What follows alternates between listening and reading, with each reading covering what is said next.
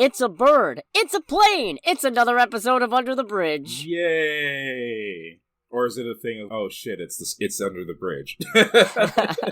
Hopefully not that one. Hopefully not that one. Hi everybody, I'm Cody, aka the Scarlet Troll. And I'm Greg, aka Greg.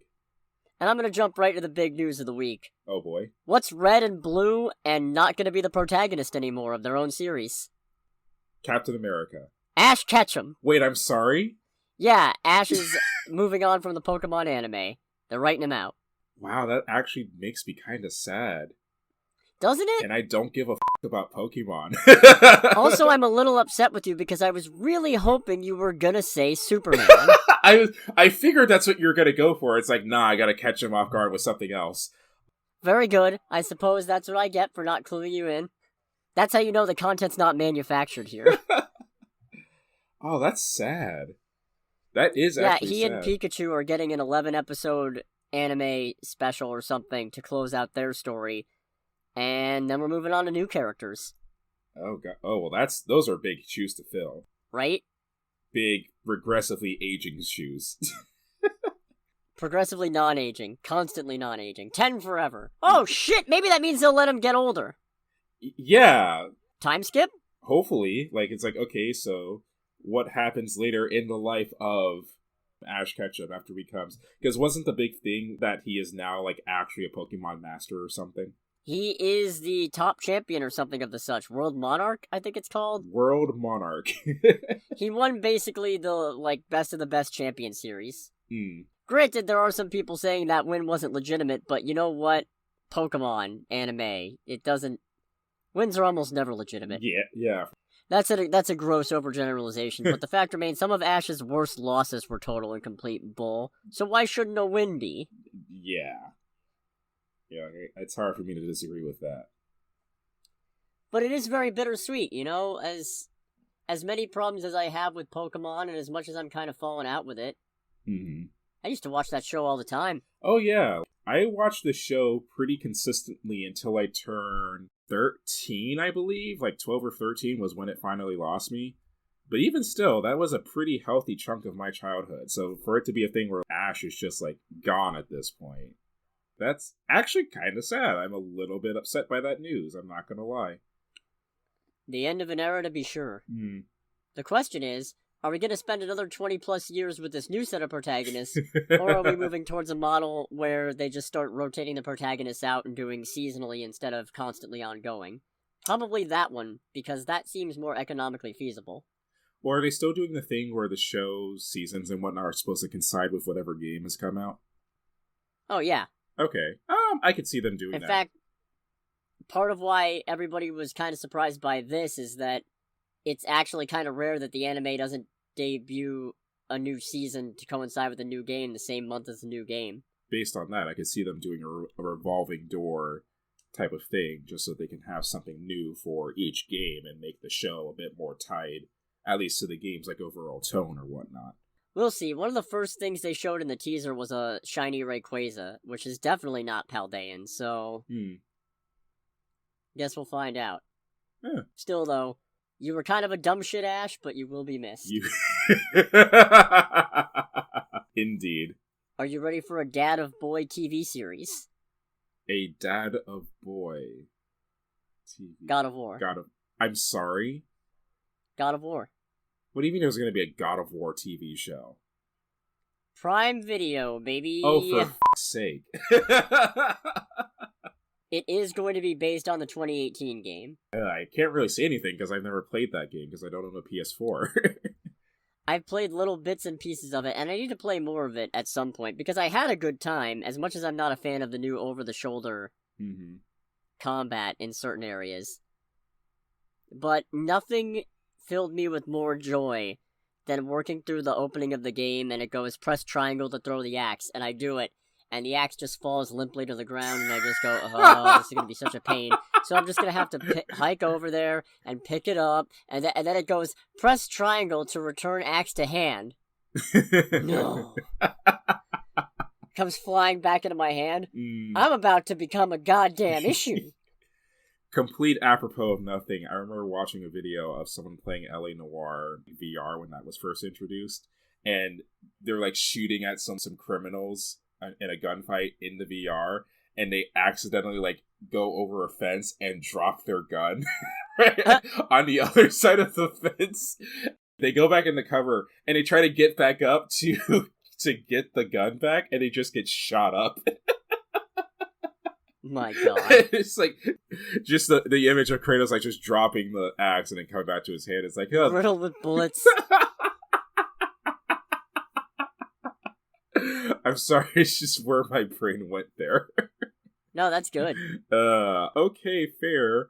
I mean, one of the strong suits for this series I've always heard, even though I've never touched any of the games, and I really do need to change that at some point, is that, the story has always been the strong suit.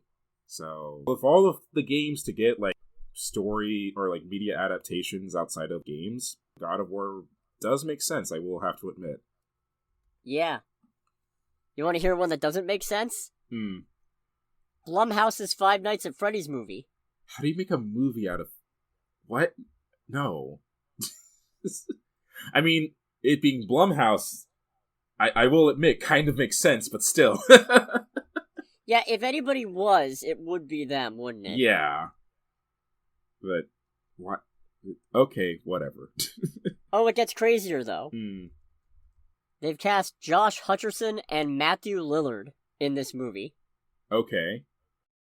I know those names, I cannot put their faces to any roles right now. One sec. I'm looking up Josh Hutcherson because... Okay. Josh Hutcherson I'm not super familiar with. He was some guy in the Hunger Games, apparently. Oh, well then, yeah, no. Oh! He was Jesse in Bridge to Terabithia. Oh! Okay. Terrible movie. Oh, he was also I think it was the older brother in Zathura. Okay. Well, that's definitely interesting, I guess. Yeah, that's what we'd recognize him from, I suppose. And Matthew Lillard, you remember the live-action Scooby-Doo movies? Yes. He's Shaggy. Ha! Okay. God, I didn't know. What was I know we saw a horror movie with him at one point where they were, like, in a house that still had ghosts and crap in it. I think that might have just been Scooby-Doo 2, Greg. No, it wasn't Scooby-Doo 2. No, because people were actually dying on screen. It wasn't Scooby-Doo. I've only seen him in a couple things, so I'm kind of surprised he still gets roles, in all honesty. I don't... This was a movie we saw. Yeah, it's one that we saw as a group, and it's the one where there's someone, I think it was like someone just died, and the estranged portion of the family goes over to this state-of-the-art house. They get locked inside of the house. It turns out Shaggy wasn't actually part of a maintenance crew, and he was like actually a con artist trying to get something out of the house. But the lower portions of the house have basically prison cells that have individual like ghosts and demons and whatever in them. Wait, the 13th Ghost? That might have been it. I can't remember the name of it. Oh, 13 Ghosts! Yeah! Okay! Yes! Oh my god! No, because I remember when we watched it, it's like, that's fucking Shaggy. Wow, Shaggy's being an asshole. That's right! Oh my god! Thank you for that. I can't believe I forgot, and I'm sorry I doubted you. Oh, that's right, Tony Shalhoub was in it too. And F. Murray Abraham. Yeah, Tony Shalhoub was the main dad or whatever. Wow. Anyways, this sounds like it's going to be a decently fun time. Yes. And by decently fun, I mean probably a train wreck, but we'll see. Hopefully an enjoyable train wreck, at very least. Yeah. You got any other gaming news before we move away from gaming-adjacent stuff? There was a quote from a Microsoft executive in regards to the Xbox Activision deal, trying to defend it saying that because PlayStation has way more exclusives. They're not wrong. Yeah, so when I saw this, it was one of those, it reminded me of how like a few weeks ago we talked about Sony saying, we don't have any like first-person shooters that can compete with something like Call of Duty or Battlefield. And then I see this. No, they specifically said Battlefield can't compete with Call of Duty. Oh, okay. Because they were dunking on EA. Even better. And it reminded me of that because, let's see, in these cases you have to defend yourself. Apparently he was quoted as saying, quote, if you look at the global market, Sony has 70% of that market, and we have roughly 30%. no shit, because Microsoft, at least in terms of the Xbox, only really has a foothold in North America. The quote continues, "The first thing a judge is going to have to decide is whether the FTC lawsuit is a case that will promote competition, or is it really instead a case that will protect the largest competitor from competition." And, I mean, generally with those rules, as far as I've understood it, it's always supposed to be a little bit of both. Yes, there does need to be competition amongst companies and whatnot, but protecting a competitor from an even bigger competitor is literally how monopolies are avoided. So, yeah. More than anything else, it's just one of those things where I don't know what's going on. It's like, okay, between Sony saying that Battlefield isn't competitive and Microsoft saying that they don't have as many exclusives as Sony does, which is mostly Microsoft's own fault, I'm just kind of like, okay, are we in this weird point where everyone's trying to make their argument by shitting on themselves? Because that's kind of the gist I'm getting from this right now. It's basically Sony going, we suck, and that's why Microsoft shouldn't buy Activision. And Microsoft is going, no, we suck, and that's why we should buy Activision. And honestly, if anything, that makes me a little bit more worried about the buyout, because Microsoft does have a history, at least one that I've only recently delved into because my coworker was telling me about it, but Microsoft apparently does kind of have a history of buying studios and not exactly dissolving them, but just doing nothing with them. Rare. What? Oh, nothing. Rare. I was actually getting ready to say Rare. Rare being the most, like, well-known example, because, like, Microsoft has held on to Banjo-Kazooie for... It's been at least a decade at this point, I believe. Bring back the bear and the bird, you cowards! Yeah, and, like, the only thing that's been done with them is, like, yeah, Banjo-Kazooie's still around. We let them be in Smash Brothers. Don't forget. Nuts and bolts. Oh boy, nuts and bolts.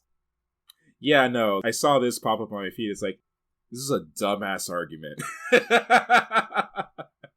And then the executive in question, Smith, was stated as saying that PlayStation has 286 exclusive games, while Xbox only has 59. I would argue with something like that, it's like, okay, well, what matters is if the exclusives are actually good. Yeah. I'm kind of in a weird spot when it comes to that, because I would say PlayStation and Sony have more quality exclusives than Xbox, but the majority of their exclusives, with the exception of Gran Turismo and a couple other things, are things that I personally don't care about. To be fair, that kind of extends to Microsoft, of course, although Microsoft only has one up on that, because the exclusives that they make that I actually care about are Forza and, at this point, Flight Simulator. So it's 2 instead of 1. I have roughly 40 podcast episodes. Suck it, Jordan Peele, creator of only 3 movies. Yeah, it's just... I don't know, it's just one of those things where normally I would try to attempt to see, like, the logic in it, but it's like, I really don't. If anything, it just makes me more concerned as a consumer, because, like, okay, so you're saying you have less exclusives. Does that mean you're going to do more things with the studios you own to make more quality exclusive? No, we're just going to use that to argue with the FTC? Okay. Yeah, alright. Yeah, that's really it. I'm pretty sure there's been a couple things about the Gran Turismo movie, but I do not care enough to even talk about that. That's fair. So I think we're both pretty big fans of Donald Glover, right? Oh, yes. And it's no secret that he showed up in Spider-Man Homecoming as Aaron Davis, aka the Prowler. Yeah. But nothing much has come of that. Mm-hmm. Well, I'm happy to announce Glover is attached to star in and produce a Sony Spider-Man adjacent movie. Yeah. Revolving around Hypno Hustler. Who the fuck is Hypno Hustler? Like, what the hell kind of name is that? He uses hypnosis technology in his instruments to rob audiences. At least when he first showed up. That's a little lame, I'm sorry. Only a little bit. But it's being written by Eddie Murphy's son. Okay. It's like he uses hypnotic powers to, like, rip off audiences. That's called making Donald Trump NFTs. Oh. Yeah, I don't know. It's just another Sony is dumb and this is probably a terrible idea. But it has Donald Glover attached to it. Right? Yeah. Right? It's like... I can't just write this one off. Yeah, no, because it's annoying because it's not I'm going to assume it's not tied to, like, MCU Spider-Man in any capacity whatsoever, other than... God, like, I hope not! yeah, other than, like, maybe a name drop or two. The same way Morbius was. Oh, no, wait, Morbius just straight up removed Vulture from the Spider-Man films somehow, and... Ugh. Man, the better part of my brain wants to write it off, but it's like, enjoy Donald Glover too much to do that. I might actually have to watch this one. I say it like I'm not gonna watch all the other ones. I'm just saying, I'm pretty sure I'm gonna watch this whenever it comes out. Alright, I'm probably not watching El Muerto, okay? So... they gotta really sell me on this El Muerto thing. Right. And Craven. And Madam Web. Morbius cut deep. I don't think I have it in me to do this anymore. Fair. Morbius was an experience. Yeah. And not in a good way. We make movies better. Oh, there's no saving this movie, Sunshine. But enough about Marvel-adjacent movies. Let's talk MCU. Alrighty. We have an official synopsis for the Marvels. Okay. Yes, it reads, Carol Danvers, aka Captain Marvel, has reclaimed her identity from the tyrannical You can imagine the Star Wars music playing over this. And taken revenge on the Supreme Intelligence. But unintended consequences see Carol shouldering the burden of a destabilized universe. When her duties send her to an anomalous wormhole linked to a Kree revolutionary, her powers become entangled with that of Jersey City superfan Kamala Khan, aka Miss Marvel. I'm sorry, Kamala. Kamala Khan, aka Miss Marvel, and Carol's estranged niece, Captain Monica Rambeau. Together, this unlikely trio must team up and learn to work in concert to save the universe as the Marvels. I did actually imagine all of that as the scrolling Star Wars text. Thank you. I'm glad I put that idea. Yeah, I could even see some of the bits, like how they capitalize important people or things in the scroll. I can see that as well.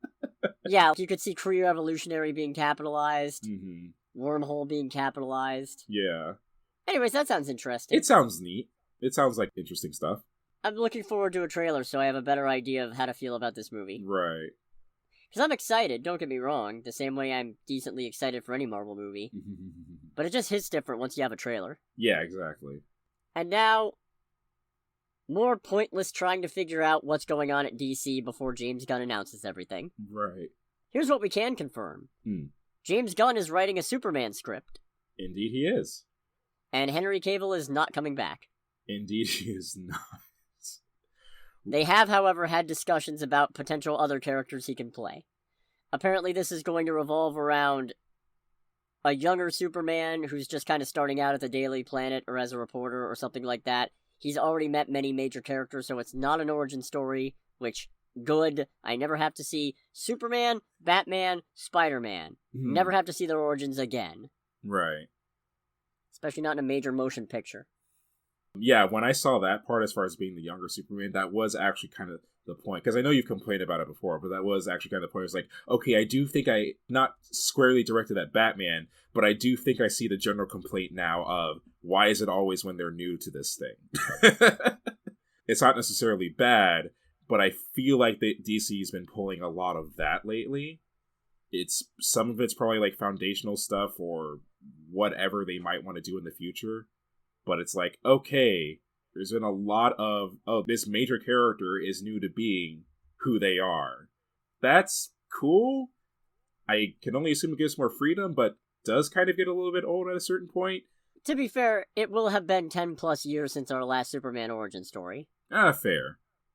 Well, actually, it'll have been 10 plus years since our last Superman starring, headlining thing. Yeah, since our first, like, Superman-focused movie, which is, yeah, that's a little disappointing. Tragic. Yeah, that's pretty tragic. The thing that definitely got my attention more than anything else, given, like, Gunn's and Cavill's, like, respective press releases in the matter, is that at least it seems like this caught Cavill very off guard, from what I've been able to tell. Yeah, presumably he didn't expect, when he was talking to whichever DC bosses he was talking to, that the new guys might just come in and clean slate. Yeah. And to be fair, don't get me wrong, I'm not saying Cable looks old, but he is already almost 40. Really? 39. Oh, I actually thought he was in his 40s. So, it's a case of, I understand if you want to get this universe off to another start and really get it rolling, you want a Superman who's around for a while. Right. Especially because you can't just stick him in a suit and CGI everything. Iron Man. I do feel bad for Cable, though, because... Oh, yeah. I'm not going to get into the whole thing about was he being manipulated by Dwayne Johnson, yes, no, because honestly, I have no idea. Everybody's got a different take on that thing, and I don't feel like slinging one around. But it can't be easy to come back and have people be excited and then be told, we're going in a different direction. Yeah. It happens, it's business, but it still stinks. Yeah, especially for a more or less an announcement of that degree. Even though, like, objectively, from a storyline perspective, it's kind of silly, the idea of Black Adam squaring up with Superman. But it can't be denied how much press and how much excitement that generated. So that part definitely sucks quite a lot. That I guess that'll never really materialize. Yeah, but honestly, man, I just want Superman. I don't really care who does it, as long as they do it well. Yeah, exactly. And I have faith that you could find somebody else who could do it. And this has the added benefit of not as much Snyder baggage, so... Right. Yeah. They're also looking for Ben Affleck to direct something. Hasn't this been talked about for a few years at this point now? Well, remember, Ben Affleck was originally going to direct what would end up becoming The Batman. Back when he was Batman. Okay. And originally, I think it was supposed to pit Batman against Deathstroke, and then once... DC started imploding on itself and it all became too much and he stepped away. Matt Reeves took over, tooled it into something different. That became The Batman, its own standalone thing. And yeah, that's where we're at. But apparently they still want him to direct stuff, which, hey, you know what? Go for it. Yeah, absolutely. The other big one is a rumor has been going around that everybody's getting recast except for the stuff that Gunn himself worked on, aka the Suicide Squad and Peacemaker and those adjacent things. There's a couple people I have a hard time seeing recast. I can't see them recasting Margot Robbie in the slightest. Well, presumably she wouldn't be because she's part of the Suicide Squad. Yeah. If this rumor had been true. But then Gunn, who, like I said before, is very good about debunking false stuff, went on Twitter and said, I keep seeing posts with this untrue theory. We're not recasting everyone except the Suicide Squad. Which could be taken one of two ways. They were also recasting the Suicide Squad. It could mean we're recasting everybody, Suicide Squad included, or it could mean we're cherry-picking a little more. For example, I don't see Shazam necessarily getting recast, although I'm starting to wonder... Shazam's in a weird place for me. If I'm honest, because the thing that I'm starting to realize is Shazam is hard to do in a live-action universe. Oh, how so?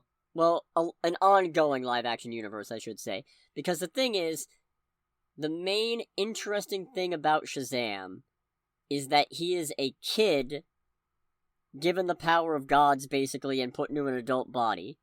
And that's what makes the character fun and unique. Trouble is... that can only last for so long when you've got real live actors who are going to age up. Yeah. And once Shazam is an adult, you either don't need a new actor to play Shazam, the powered alter ego, or you do, and it's still just kind of weird, because then it's just an adult turning into a different adult, even though a long-standing idea of the Shazam form is that it's supposed to be basically adult Billy. Okay. So, I don't know. It's one of those things where it might not be worth it to reboot Shazam, if only because Shazam will run its own course in due time, and once you've done 3 Shazam movies, there's not much point in doing another. I want Mr. Mind, though. Better fucking give me Mr. Mind. I was gonna ask, in the comics, is Billy basically DC's Ash Ketchum and never ages? It's not that he never ages. Well, I mean, DC reboots its own universe all the time anyway, so kind of. Anytime Captain Marvel gets old enough to be an adult, bam, hit that button. Fair. Smash that motherfucking reset button, fam. It's why I hate trying to explain anything about DC continuity, because it's always changing. Right. Yeah, I don't know how to take this, because it could mean everybody's out, which would be kind of a shame, because there is some really good casting here. Yeah. Particularly in the Suicide Squad section. But, a clean slate might just be what they need. They'll be like, hey, it worked for the comics, why not try it for the movies? The irony. Yeah, indeed. I don't know. It's one of those things we're just gonna have to see, because, yeah, Who knows? Well, hopefully whatever comes out is decent and not a complete train wreck. Here's hoping. Trailer time? Sure. Alright. We got a trailer for 65, starring Adam Driver and Ariana Greenblatt. Very much not what I was expecting. I'm confused and not in the good way. Yeah, I don't know. As great as an actor as Adam Driver is, kind of generic action sci-fi hero is not exactly a role that they match with him, in all honesty. How bad of a pilot do you have to be to presumably have left Earth and then end up back on Earth but 65 million years before you left? Yeah, I can definitely see, like, the premise is supposed to be a thing of, yeah, future millions of years ago, like, technology in the past meets dinosaurs. Okay, I 100% see what the appeal of this is supposed to be, but it's still a little dumb. Okay, maybe, here, I don't think they're that clever, but here's what I'm thinking. You'd feel like them being on Earth all along would be a twist. Yeah. But it's not, clearly, because they give it away in the trailer. Yeah. And the title. So what if they're not actually from Earth? What if they're aliens and that's the twist? I could see that. That's assuming there is a twist. There could very well not be a twist. Yeah. Not everything has to have a twist. But, oh man. Normally I'm all for anything that has Adam Driver in it. And there is still a part of me that wants to see it. But this one, I got the feeling, like, this seems a little generic. Very. Yeah. Certainly not his best work. No, for sure. Oh, I guess we'll find out in March. We also got a trailer for The Whale. I do want to see this trailer for The Whale, but I feel like this is going to be one of those things where... Because I generally don't cry with movies. Like, the closest I ever got to actually crying was the end of Ghostbusters Afterlife. But I feel like this would... Really? Oh, yeah. So, spoilers if you haven't seen the Ghostbusters Afterlife. When the movie came out and I saw it, it wasn't that long. Like, it was within a year of my grandmother dying. So, the bit at the end where she's hugging... Oh, why am Egon. Egon, I genuinely came very close to crying. No, I get you. Because at that point, I really was, like... I was more or less in a spot where I was like, I really, really want to talk to my grandmother right now. But no, this is very much one of those ones where I see it, I'm like, I feel like I'm probably going to cry like a bitch at the end. Or at least I would hope so. I feel like it would be a massive disservice if I went to see this movie and I wasn't crying or something by the end. Because that's definitely the tone I'm getting from it. Yeah, it definitely looks like a tearjerker. I do enjoy Brandon Fraser's humor. Because it's one of My those... internal organs are at least 2 feet in. Yeah, it's one of those things where it's like, no, wait, why are you doing this? This isn't supposed to be funny. It's like, this is supposed to be sad and you're just here cracking jokes. How I too deal with uncomfortable situations. Oh, yeah. Relatable. Yeah, very. No, I'm definitely looking forward to this one. Plus, it's shorter than the other 2 options we had this week, so... I can imagine. I would hope so. But it looks... I'm interested in seeing how we got here, and where it goes. Yeah, for sure. And Brendan Fraser's knocking it out of the park in this. Oh yeah, Brendan Fraser looks like just such a joy. In a weird way, both like having the time of his life, but also just communicating so much emotion so well in the bits that we see him in this trailer. Absolutely raw. We also got a trailer for A Good Person, starring Florence Pugh and Morgan Freeman.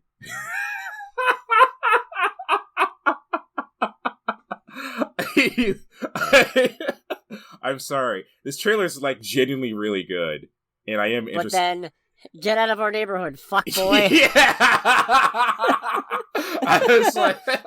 I was like literally, and she just starts spraying him with her nozzle, and I literally was like I was on my floor laughing.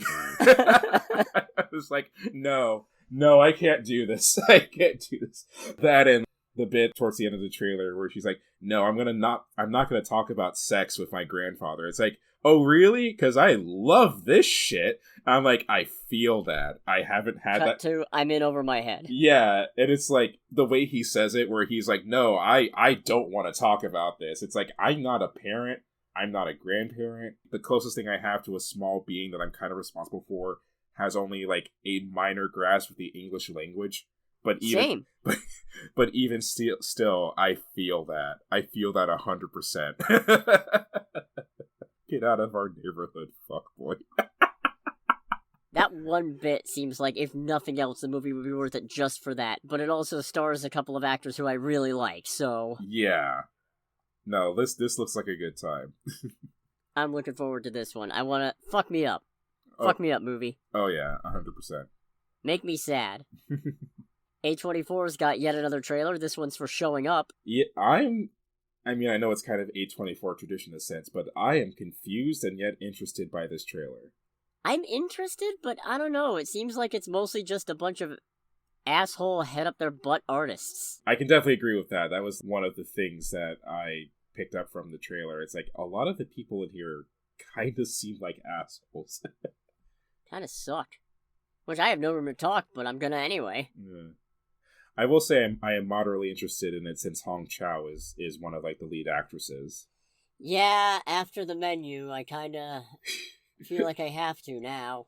Tortilla! Tortilla deliciosa. What an absolutely preposterous time. Oh yes. Yeah, it's a thing of, like, I'm curious. I don't think there's enough here to, like, really get me to, like, plant my butt in a theater, but I'm definitely curious about it. Yeah, this seems like one that I might be more likely to watch at home than in a theater. Right. But I suppose we'll see. Maybe we'll get more trailers. Just having dropped the night before we recorded this, we got a trailer for Oppenheimer. I mean, this is a me movie through and through. Yeah, I'm not a fan of Christopher Nolan's continued devotion to assaulting the ears of everybody who dares to observe his craft. Yeah, that's the only thing. Especially since this is a movie literally about nuclear explosions. I am genuinely scared of seeing this movie in a theater because of that. It's a case of I can respect it, but listening to this with headphones made me feel like he was driving an ice pick into my ears. Yeah. I'm pretty sure there was actually an article that came out like a few months ago where someone interviewed Nolan about the movie, and he's like, I have had so much fun just setting off all of these giant explosions for this movie. I'm just like, I don't blame him. If I was getting paid to blow shit up. Oh, yeah. No, for sure. I don't know, one of the jobs... There's a job that I don't think I would ever do in good conscience, but I'm always fascinated by, is avalanche blasting in the mountains. And it's literally like shooting at mountains and throwing explosives at mountains to cause avalanches. Like, yeah, you get paid to blow shit up. That sounds awesome. It does.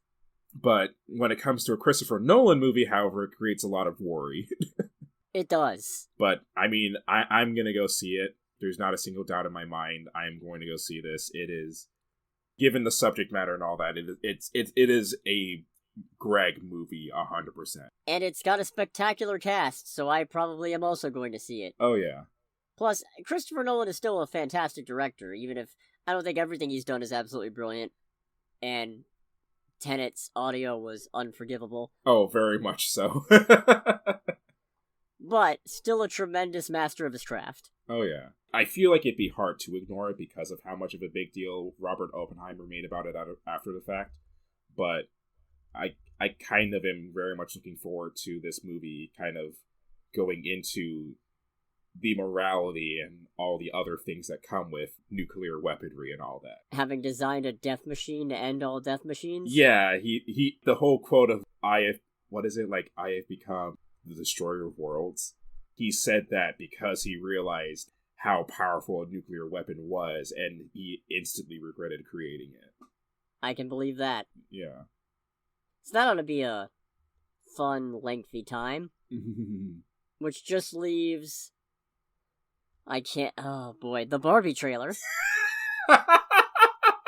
This is amazing. This trailer is amazing. It's so fucking stupid, but it's amazing. Of all the things I expected from a Barbie trailer, comparisons to 2001: A Space Odyssey was not one of them. No, not at all. And you remember how I said that if they didn't use the Barbie Girl song in the trailers, they were fools and it was an instant fail? Well, I take it back. Do whatever you want. I was an idiot. Yeah. You can blame it all on me. Baby, come back. Since the beginning of time, there were dolls.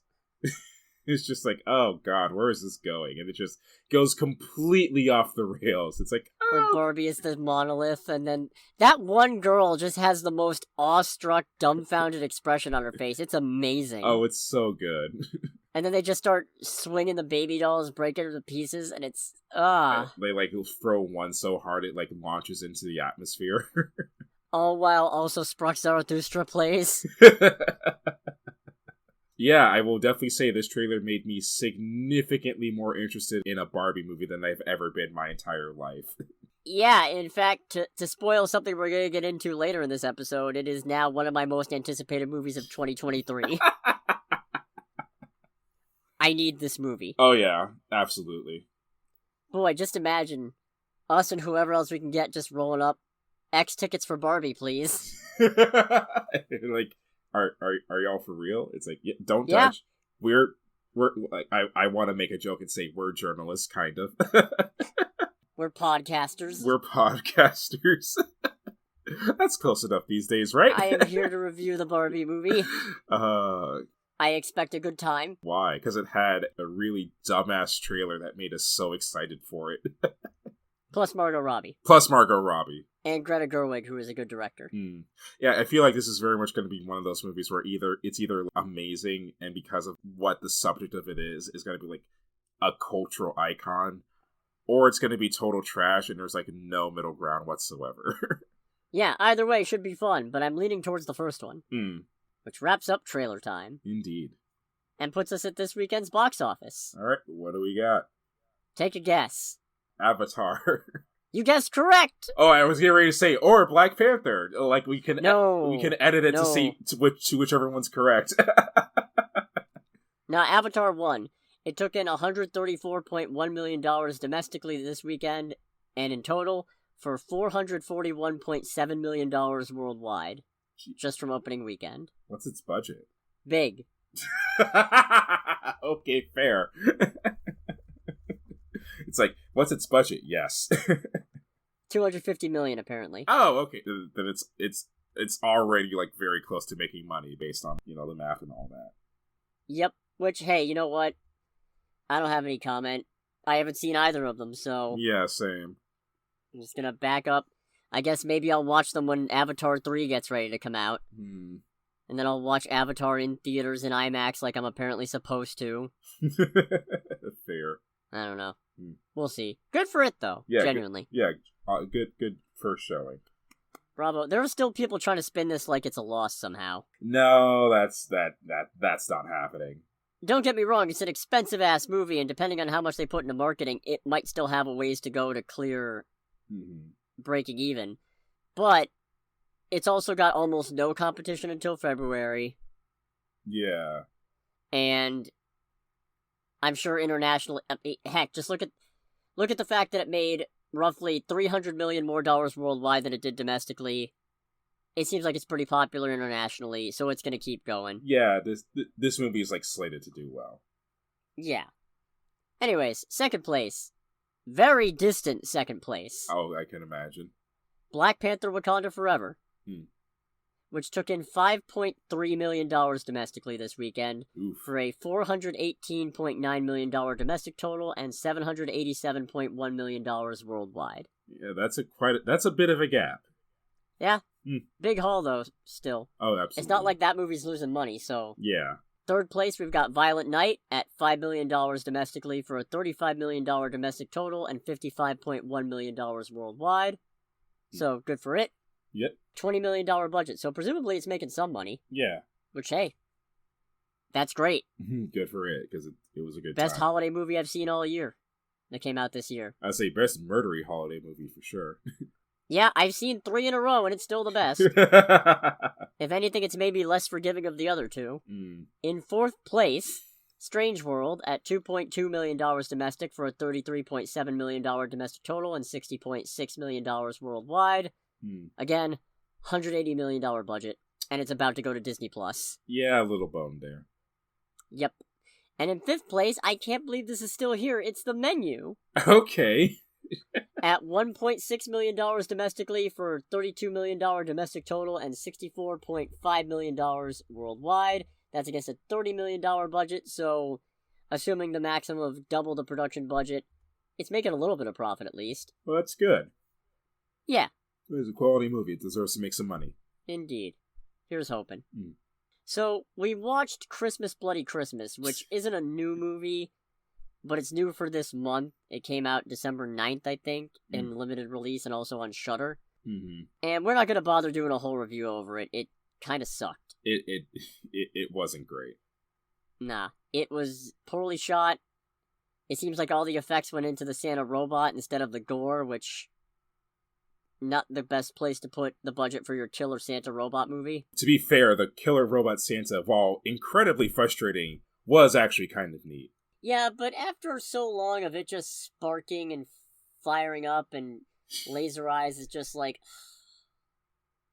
I would have rather watched the guy's head cave in convincingly, you know? I'm still so mad I didn't make the joke I thought of making at the time. That you called it? Yeah, because I called it internally, but I'm like, nah... No, that's a little bit too easy. And I'm like, oh, come on, movie.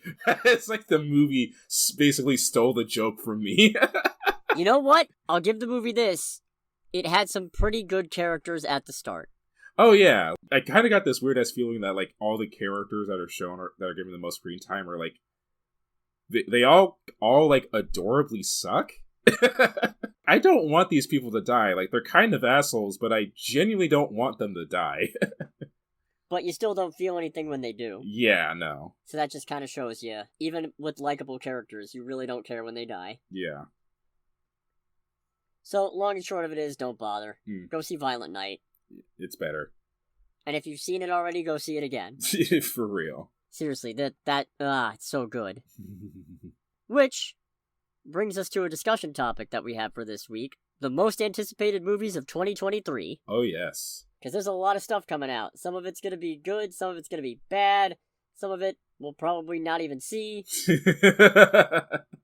But, let's get to it. Oh, yeah. Do you want to start, or? I'll start. Let's do one each, and then just keep going back and forth. Okay. I'm going to start with the one that's least anticipated just because we have no trailer and no real information about it much. Mm-hmm. And that is Renfield. Okay. It's a horror comedy about Dracula's lackey.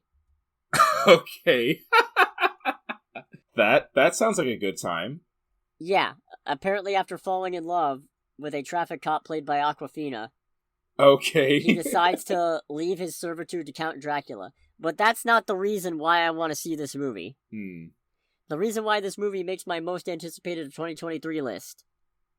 Guess who's playing Dracula? Adam Driver. Nicolas Cage. Oh, no. Yes. Yes, please.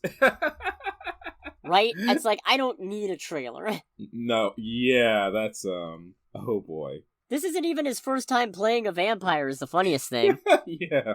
Vampire's Kiss was a very uncomfortable movie. I've heard as much. It's one of those movies where it's like, I kind of want to watch it, but I've heard nothing but how just uncomfortable it is to watch. It's kind of like, eh? Yeah, you've heard right. It's a weird one. Fair. So yeah, that's my number 5. What's one on your list? So, I guess kind of on the same level is... I kind of had a weird one with this one because there were 2 that I kind of put as, like, least anticipated. So I just kind of broke the rules and did it as a tie. Okay, now that's fair. So tie for 5 is Ghostbusters Afterlife 2, and kind of sticking with the Nicolas Cage thing, The Old Way. Okay. Ghostbusters 2, because even though there's like been nothing said about it other than the second one's being made, I really enjoyed the movie. I would definitely say that I enjoyed it more than most of the other Ghostbusters movies, with probably the exception of the first one. So, if it's kind of kept in the same like level of quality as the first Afterlife, I am all for that.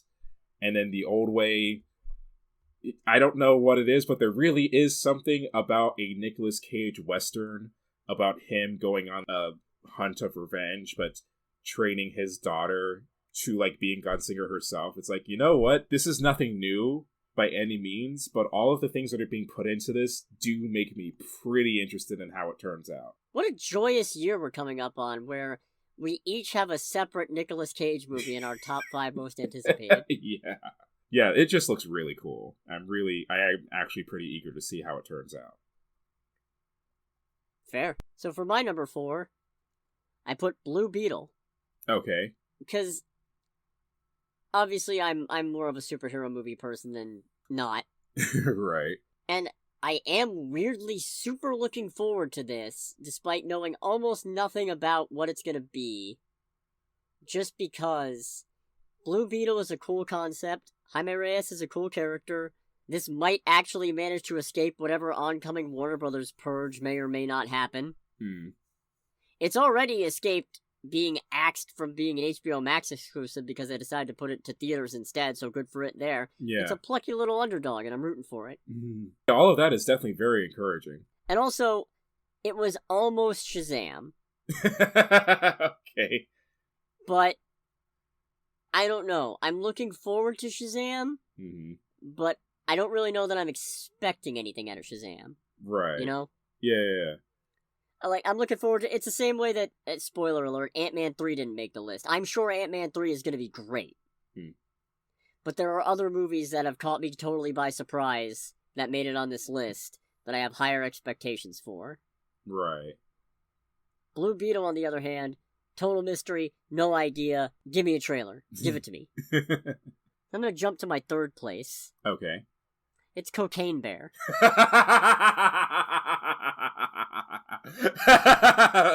Why is it Cocaine Bear? Honestly, I expected that to be higher. Stupid as fuck. I expected Cocaine Bear to be higher than 3, though. Nah. It looks dumb. Cocaine Bear is one of those ones where it makes the list because this is probably, hopefully, going to be one of the most fun movies we see that year. Right. However, and this probably flies contrary to what I literally just said, I'm not expecting... I'm expecting big things, but I'm not expecting great things. Oh, no. God, no. It's one of those, this is going to be an over-the-top, really funny time that I am probably going to be quoting for a while. But it's not the other 2 on my list, which I'll get to later. Right. What's your number 3? So, well, for number 4 I would probably have to put as... Oh, you have 6 on your list. Yeah, no, because like I said, Oh! Yeah. Shit. Okay, well, this completely fucked up the order, sorry. No, you're good. Like I said, it was kind of a thing of these 2 are equally tied. I can't really put one above the other. My bad. I thought you meant that 4 and 5 were tied. No. Not that there was a 5 and 6. Yeah, and I was trying not to make a 5 and 6, but it was I genuinely can't choose. Unscripted content here. Yes. Fantastic. So my number 4, if you don't mind me doing 4 and 3 in that case, or... Yeah, no, I just did. Okay, cool. So my number 4 is the upcoming Into the Spider-Verse movie. So, just because that was another one where I really enjoyed the first one, I definitely enjoyed the creative aspect of it, so I'm definitely interested in that. I am extremely curious about the series of events that leads to Miles Morales basically fighting all of the other dimensional Spider-Men that show up. Oh, okay, so shit really does hit the fan in this movie. Alright, I am very interested in this. So, that's definitely number 4. Number 3 I would put as John Wick. Just because it's a thing with all the setup that was given in the 3rd movie, and from what little bit's been shown about the 4th, it looks like a good time. Definitely curious to see the consequences of the greater criminal organizations that's been shown, and them trying to kill off John Wick so that he doesn't actually collect on whatever's owed to him. Proverbially speaking, of course. And obviously can't get enough of overacting, gunslinging Keanu Reeves. Even though Keanu Reeves is an amazing actor and he's a wonderful human being, there are definitely some parts in the trailers that have been shown where it's just alright, he's really hamming it up, and it is wonderful to see that. Yeah. And it should, just to clarify, just because something hasn't made my list doesn't mean I'm not excited for it. I get excited for a lot of movies. Oh yeah. No, this is just top of the top. Yeah, because it really is a thing of, for all the things that have been shown for the movies this year, I am significantly less of a movie-going type of person than you are, but there's a lot of really cool stuff that's coming out. It's hard to narrow it down. Yeah, but it's hard to top, case in point, my number 2 pick, which is Barbie. Okay. I cannot wait. I know we just gushed about the trailer, but it looks amazing. It looks so weird and so bizarre and so kind of dumb, but like it's actually got a point to make with that dumbness. Mm-hmm. Just, I'm so excited. I never thought if you told any younger me beforehand that a Barbie movie would have me excited, I would say, what? No. Why? A Barbie movie is just gonna be aimed at, it's a one quadrant movie. It's females under 25. You're right. You can't do anything with a Barbie movie. That's ridiculous. Show us what I know. Yeah, for real. Take that, me. What a zany time. Anyway, what's yours number 2? My number 2 is the Mario Brothers movie, and largely just because Explain. It's not for good reasons. Okay. Like, it is a thing of, like, I do genuinely want to see this movie because I feel like this movie is going to be fun and going to be enjoyable in some capacity. But I also feel like it's going to be just a total train wreck, and I am all here for it.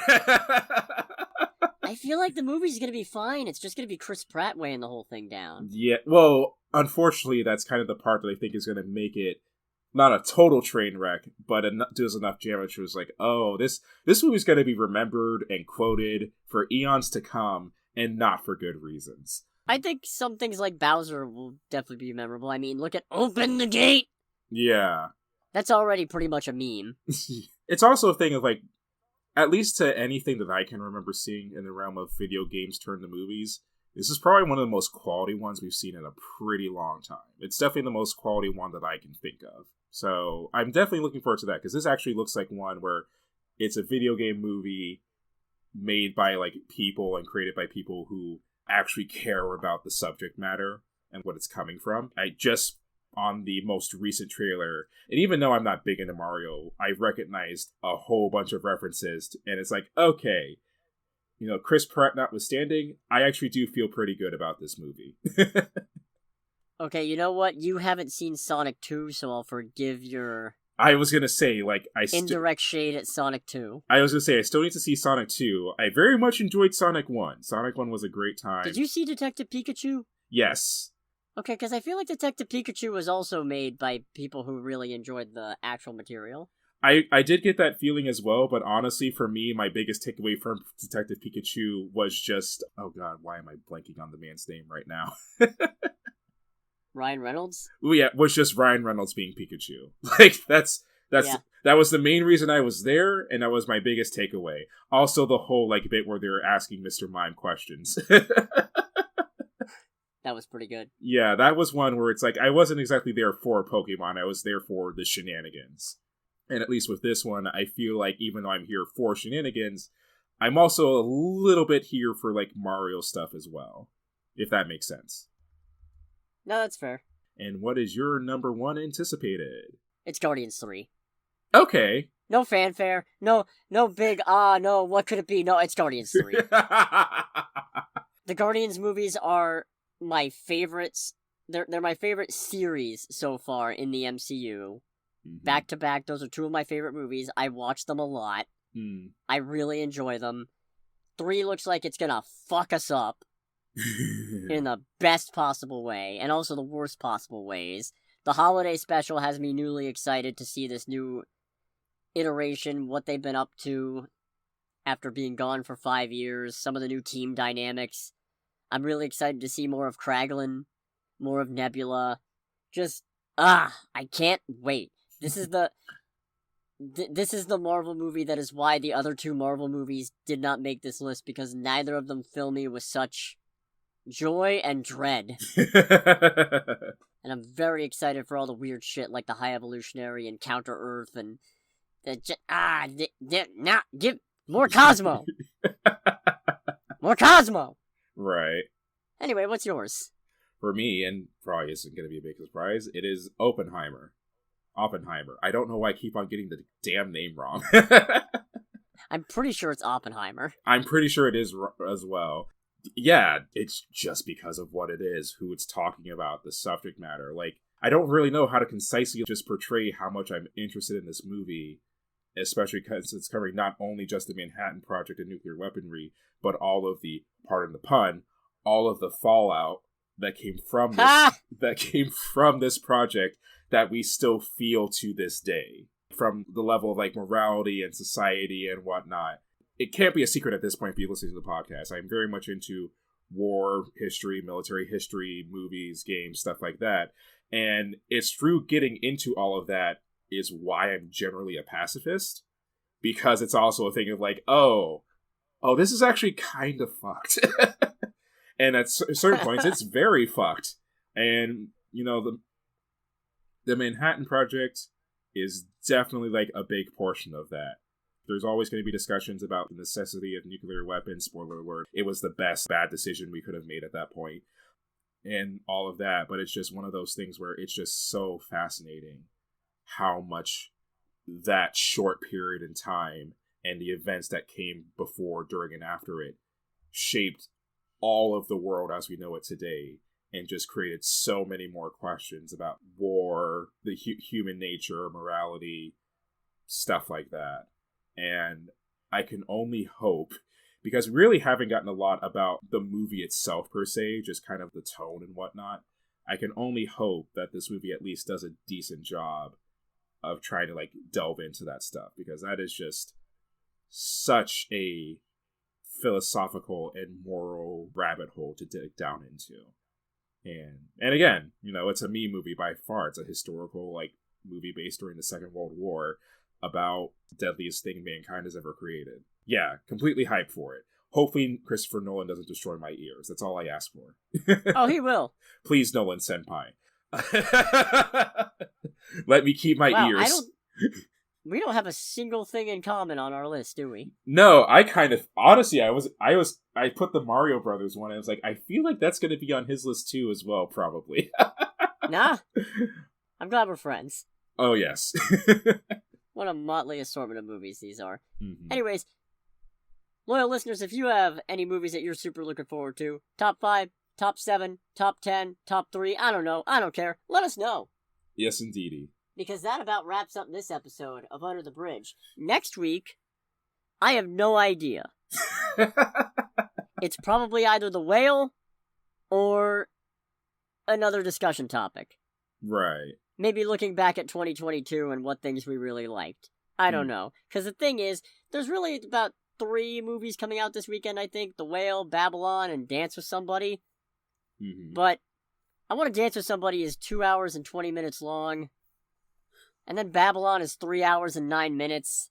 And I already turned down seeing Avatar because it was too dang long, and I don't have a super high level of investment in sitting through that particular 3-hour movie, and I'm not about to start making a hypocrite out of myself now.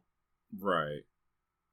At least not in this particular instance. I'll make a hypocrite out of myself in other cases. I can agree and respect that. But yeah, we'll see where we go. In any case, thanks so much for listening. Make sure to like, comment, subscribe, follow, share, whatever you want to do.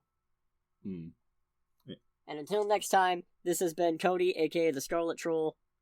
And this has been Greg, aka Greg. And here's to 2023. Goodbye, everybody.